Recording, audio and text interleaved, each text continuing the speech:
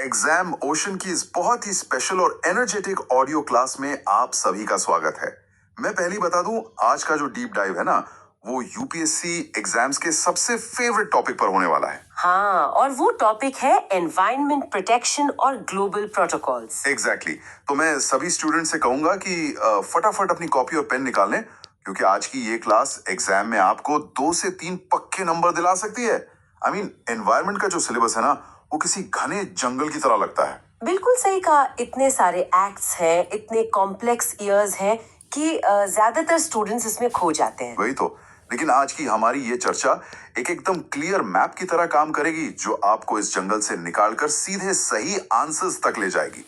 और कुछ quick revision dashboards. Awesome. हाँ, तो ये सारी इंफॉर्मेशन इस कॉम्प्लेक्स सब्जेक्ट को एक बहुत ही आसान टाइमलाइन में बदल देगी। ठीक है, तो चलिए इसे अनपैक करते हैं। सबसे पहले बात करते हैं ग्लोबल प्रोटोकॉल्स की। दुनिया को अचानक कब लगा कि भाई अब एनवायरनमेंट को बचाना पड़ेगा? इस ओजोन और क्लाइमेट वाली जोड़ी की शुरुआत कहाँ से हुई? अगर हम ग्लोबल लेवल पर उठाए गए सबसे पहले ठोस कदम की बात करें तो हमें चलना पड़ेगा 1972 में स्टॉकहोम कॉन्फ्रेंस। अच्छा, 1972। हाँ, ये एनवायरनमेंट पर दुनिया का पहला सबसे बड़ा ग्लोबल सम्मेलन था। इससे पहले इंडस्ट्रियल रेवोल्यूशन के चक्कर में दुनिया बिल्कुल अंधी हो चुकी थी। नदियों में केमिकल था, एसिड रेन हो रही थी। राइट, पोल्यूशन अपने पीक पर था। एग्जैक्टली तो स्टॉकहोम में पहली बार देशों ने आकर माना कि अगर ऐसे ही चलता रहा तो धरती जीने लायक बचेगी ही नहीं। और स्टूडेंट्स को ध्यान रखना चाहिए कि यहीं से यूएनईपी की स्थापना हुई थी। ओह, एग्जाम अलर्ट। स्टूडेंट्स इस पॉइंट को तुरंत अपने नोट्स में मार्क कर लें। 1972 का स्टॉकहोम कॉन्फ्रेंस और यूएनईपी यानी यूनाइटेड नेशंस एनवायरनमेंट प्रोग्राम की स्थापना दोनों एक दूसरे से जुड़े हैं। बिल्कुल। अब स्टॉकहोम ने एक ग्लोबल बॉडी तो बना दी, लेकिन जमीनी स्तर पर बड़ा एक्शन आया 1987 में। ओके, 1987 में क्या हुआ? 1987 में आया मॉन्ट्रियल प्रोटोकॉल, जिसका प्राइमरी ऑब्जेक्टिव था ओजोन लेयर को बचाना और क्लोरोफ्लोरोकार्बन्स यानी सीएफसीज को खत्म करना। और हिस्ट्री ये मानती है कि मॉन्ट्रियल दुनिया के सबसे सक्सेसफुल प्रोटोकॉल्स में से एक है। वेट, अगर मॉन्ट्रियल प्रोटोकॉल इतना ही सक्सेसफुल था, तो फिर बाद में ये किगाली एग्रीमेंट लाने की क्या जरूरत पड़ गई थी? कुछ तो गड़बड़ हुई होगी ना? यहाँ जो बात सबसे आकर्षक है वो ये है कि किगाली एग्रीमेंट कोई नया या अलग प्रोटोकॉल नहीं है। ये असल में मॉन्ट्रियल प्रोटोकॉल का ही 8वां अमेंडमेंट है, यानी संशोधन। अच्छा, ये उसी का अपडेट है? हाँ, जो 2016 में लाया गया। इसके पीछे की कहानी बहुत दिलचस्प है। जब मॉन्ट्रियल ने सीएफसीज को बैन किया ना, तो इंडस्ट्रीज ने तुरंत उसका एक ऑल्टरनेटिव ढूंढ लिया, हाइड्रोफ्लोरोकार्बन्स यानी एचएफसीज। ओके, तो एचएफसीज सेफ थे? शुरू में लगा कि सेफ है क्योंकि वो ओजोन लेयर को नुकसान नहीं पहुंचाते, तो सब खुश थे कि चलो ओजोन का छेद भर रहा है। लेकिन कुछ सालों बाद साइंटिस्ट ने देखा कि एचएफसीज ओजोन के लिए तो ठीक है, पर ये बहुत ही खतरनाक सुपर ग्रीन हाउस गैसेस है। बाप रे, मतलब एक प्रॉब्लम सॉल्व की और दूसरी शुरू। वहीं तो एचएफसीज ग्लोबल वार्मिंग को इतनी तेजी से बढ़ाते हैं कि इनकी कैपेसिटी कार्बन डाइऑक्साइड से हजारों गुना ज्यादा होती है। इसीलिए 2016 में किगाली में देश वापस मिले और उन्होंने डिसाइड किया कि एचएफसीज को भी कम करना पड़ेगा। इनका टारगेट है कि 2045 तक एचएफसीज में 80 से 85% की कटौती की जाए।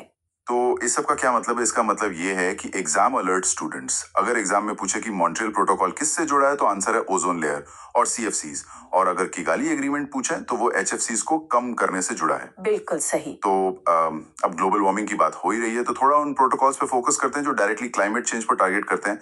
जैसे 1997 का क्योटो प्रोटोकॉल, उसका क्या रोल था? क्योटो प्रोटोकॉल जो 1997 में आया, उसका पूरा फोकस ग्रीन हाउस गैसेस पर था। और उसकी सबसे बड़ी हाईलाइट ये थी कि उसने कार्बन ट्रेडिंग का कॉन्सेप्ट शुरू किया। वेट, ये कार्बन ट्रेडिंग सुनने में बड़ा कॉर्पोरेट लगता है। मतलब क्या कार्बन को शेयर मार्केट की तरह खरीदा बेचा जाता है? एक्चुअली हाँ, कॉन्सेप्ट कुछ वैसा ही है। इसे कैप एंड ट्रेड सिस्टम कहते हैं।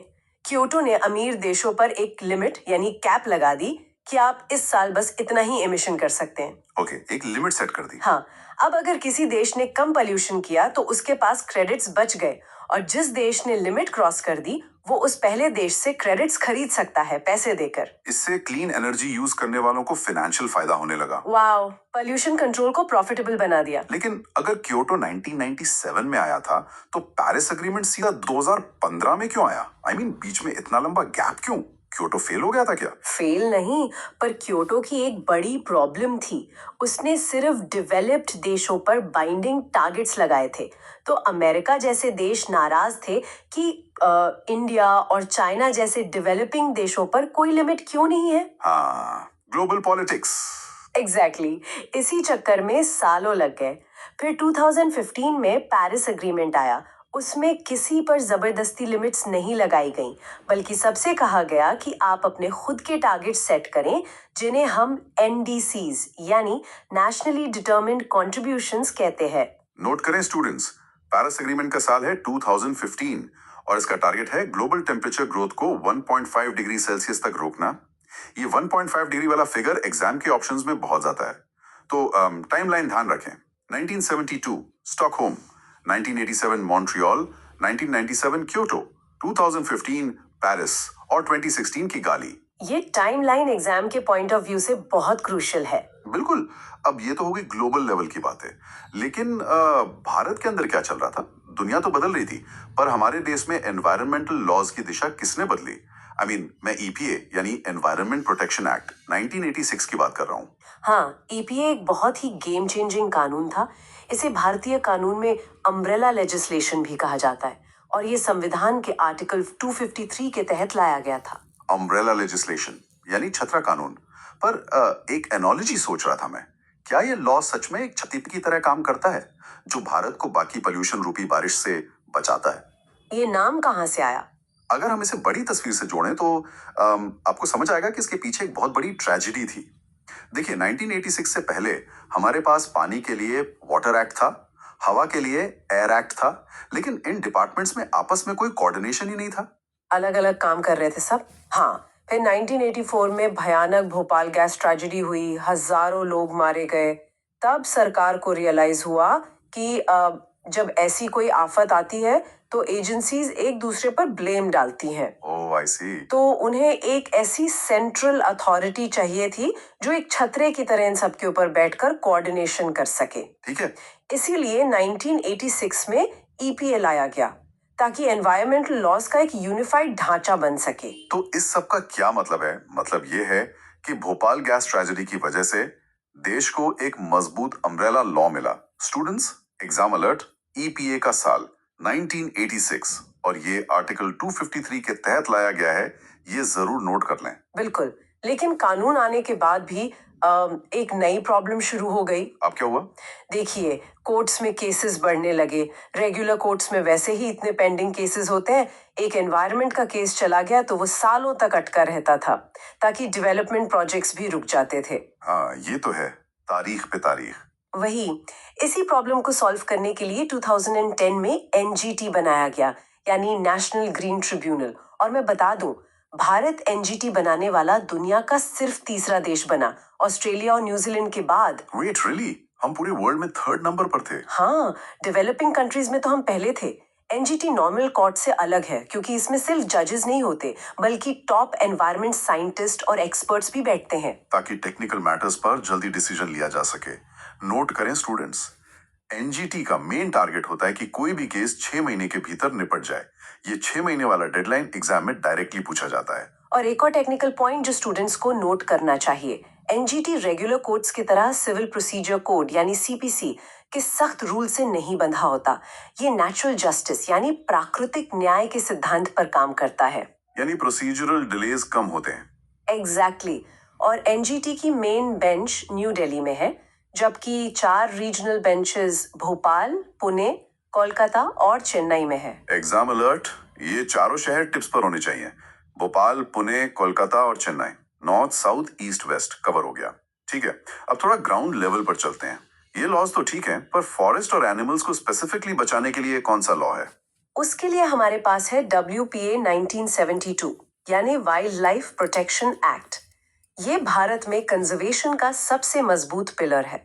इसके आने के बाद ही शिकार करने पर लीगल बैन लगा था। और इसी के ठीक बाद 1973 में फेमस प्रोजेक्ट टाइगर शुरू हुआ था, राइट? हाँ बिल्कुल, लेकिन WPA का सबसे कॉम्प्लेक्स और इम्पोर्टेंट हिस्सा उसकी शेड्यूल्स यानी अनुसूचियां हैं। यहाँ ये और भी दिलचस्प हो जाता है। मैंने सुना है कि ठीक है, कुछ जानवरों को फुल प्रोटेक्शन मिलती है, लेकिन क्या इस WPA कानून के अंदर किसी जानवर को मारने की लीगली परमिशन भी मिल सकती है? ये बड़ा कॉन्ट्रडिक्टरी लगता है मुझे। ये कॉन्ट्रडिक्शन ही तो एग्जाम में सवाल बनाता है।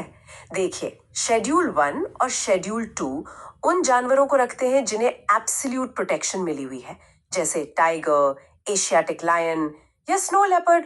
इन्हें आप मार नहीं सकते, स्ट्रिक्ट पनिशमेंट है। राइट, इनको छूना भी मना है। लेकिन इसके बिल्कुल उलट है शेड्यूल 5। शेड्यूल 5 में आते हैं वर्मिन यानी हानिकारक जानवर। जैसे चूहे? हाँ, चूहे, कौवे और फ्रूट बैट्स। और सबसे बड़ा एग्जाम्पल है वाइल्ड बॉर यानी जंगली सुअर। अगर किसी एरिया में जंगली सुअर किसानों की फसल पूरी तरह बर्बाद कर रहे हैं, तो सरकार उन्हें कुछ वक्त के लिए वर्मिन घोषित कर देती है। अच्छा। और एक बार कोई जानवर शेड्यूल 5 में आ गया, तो उसका लीगल तरीके से शिकार किया जा सकता है। ओह वाओ, मतलब WPA सिर्फ ब्लाइंड प्रोटेक्शन नहीं देता, एक प्रैक्टिकली बैलेंस बनाता है। एग्जैक्टली। और स्टूडेंट्स को एक और शेड्यूल नहीं भूलना चाहिए, शेड्यूल 6। ये जानवरों के लिए नहीं बल्कि प्लांट्स के लिए है। पिचर प्लांट या ब्लू वैंडा जैसे रेयर प्लांट्स की खेती और ट्रेड इसके तहत बैन है। Exam alert, students note down करें। Schedule 1 and 2 absolute protection, schedule 5 vermin जिनका शिकार हो सकता है, और शेड्यूल 6 स्पेसिफिक प्रोटेक्टेड प्लांट्स। इसको रट लीजिए। अब एक सवाल ये उठता है कि ग्लोबल लेवल पर ये कौन डिसाइड करता है कि कौन सा जानवर खतरे में है? ये आकलन करती है IUCN यानी international union for conservation of nature. ये 1948 में बनी थी और ये कोई UN की बॉडी नहीं है, एक इंटरनेशनल NGO है। ओह, NGO है। हाँ, और इनका सबसे फेमस टूल है रेड डेटा बुक, जो दुनिया भर की प्रजातियों का स्टेटस ट्रैक करती है। तो ये रेड डेटा बुक ऐसी चीज है जिससे मैं एक हॉस्पिटल के वार्ड से कंपेयर करता हूँ। मतलब एक तरफ आपका इमरजेंसी वार्ड जहां मरीज की जान खतरे में, और दूसरी तरफ रिकवरी वार्ड। तो इसका एक्चुअल मीनिंग क्या है? क्या सच में रेड डेटा बुक के पन्ने ऐसे ही अलग अलग कलर के होते हैं? सच में? हाँ। जो पिंक पेजेस होते हैं वो समझ लीजिए इमरजेंसी वार्ड है। इसमें वो प्रजातियां आती हैं जो क्रिटिकली एंडेंजर्ड हैं, यानी जो बहुत तेजी से खत्म हो रही हैं और किसी भी वक्त विलुप्त हो सकती हैं। ओ, लाइक इमरजेंसी। एग्जैक्टली। जैसे भारत में इसके 2 प्राइम एग्जाम्पल्स हैं जो एग्जाम में बहुत पूछे जाते हैं, पिग्मी हॉग और कश्मीर का हंगुल डियर। ये दोनों क्रिटिकली एंडेंजर्ड हैं, यानी पिंक पेजेस पर हैं। एग्जाम अलर्ट, पिग्मी हॉग और हेंगुल दोनों क्रिटिकली एंडेंजर्ड हैं। और अगर कोई जानवर ठीक हो जाए तो उसका क्या? तो उसे रिकवरी वार्ड में डाल देते हैं, यानी ग्रीन पेजेस में। अगर किसी स्पीशीज की आबादी बढ़ जाती है और वो खतरे से बाहर आने लगती है, तो उसका नाम पिंक से निकलकर ग्रीन पेजेस में शिफ्ट हो जाता है। वाह, पिंक और ग्रीन पेजेस का डिफरेंस एकदम क्लियर हो गया। अब देखिए, UPSC एग्जाम की तैयारी की क्लास है ये, तो बिना यूपी के स्पेशल डेटा के तो एपिसोड खत्म नहीं होगा। तो सीधे आते हैं यूपी स्पेशल रामसर साइट्स पर। यूपी का डेटा सबसे क्रूशियल है यहाँ। रामसर साइट्स यानी वेटलैंड्स जो पानी को फिल्टर करते हैं। मैं 4 बहुत इंपॉर्टेंट रामसर साइट्स बताऊंगी। सबसे पहले बखीरा वाइल्ड लाइफ सैंक्चुरी जो संत कबीर नगर में है। ओके, बखीरा संत कबीर नगर। दूसरी है हैदरपुर वेटलैंड जो मुजफ्फरनगर और बिजनौर के बॉर्डर पर है। तीसरा नवाबगंज बर्ड सैंक्चुरी उन्नाव में। और चौथी सूर सरोवर जिसे कीथम लेक भी कहते हैं, ये आगरा में है। एग्जाम अलर्ट स्टूडेंट्स, बखीरा और हैदरपुर को तो डबल स्टार मार्क करेंगे क्योंकि ये सबसे लेटेस्ट हैं और UPSSC इन पर लगातार सवाल पूछ रहा है। बखीरा संत कबीर नगर में और हैदरपुर मुजफ्फरनगर बॉर्डर पर। हाँ, और ये साइट्स ठंड के मौसम में माइग्रेटरी बर्ड्स का घर बन जाती हैं। अगर हम इनको नहीं बचाएंगे तो पूरा इकोसिस्टम डिस्टर्ब हो जाएगा।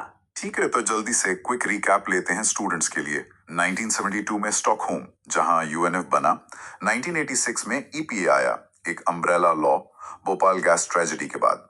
1972 का WPA जिसमें शेड्यूल 1 फुल प्रोटेक्शन देता है और शेड्यूल 5 वर्मिन शिकार की परमिशन देता है, और फाइनली यूपी की लेटेस्ट रामसर साइट्स बखीरा और हैदरपुर। बिल्कुल परफेक्ट रिकैप है। लेकिन क्लास खत्म करने से पहले ये एक महत्वपूर्ण सवाल खड़ा करता है। कैसा सवाल? देखिए, आज हमने इतने कड़े कानून, प्रोटोकॉल्स और जुर्मानों के बारे में बात की, पर स्टूडेंट्स को ये सोचना चाहिए कि क्या सिर्फ सजा के डर से नेचर बच सकता है, या फिर हमें भारत की उस पुरानी पवित्र उपवन यानी सेक्रेड ग्रोव्स वाली परंपरा की तरफ लौटना पड़ेगा, जहां नेचर का संरक्षण कानून के डर से नहीं, बल्कि हमारे संस्कारों और आदर की वजह से होता था। वाह, ये सोचने वाली बात है। क्या हमें डर चाहिए या परंपराओं का आदर? स्टूडेंट्स, इस प्रोवोक करने वाले विचार पर जरूर सोचिए। ऐसे डीप थॉट्स ऐसे और इंटरव्यूज में बहुत काम आते हैं। ठीक है, आज की टाइमलाइन को बार बार रिवाइज करते रहिए। अगली ऑडियो क्लास में हम बात करेंगे फॉरेस्ट रिपोर्ट यानी ISFR पर, जहां देखेंगे कि एक्चुअल में जंगल कहां बढ़ रहे हैं। तब तक के लिए मेहनत करते रहिए और all the best for your exams.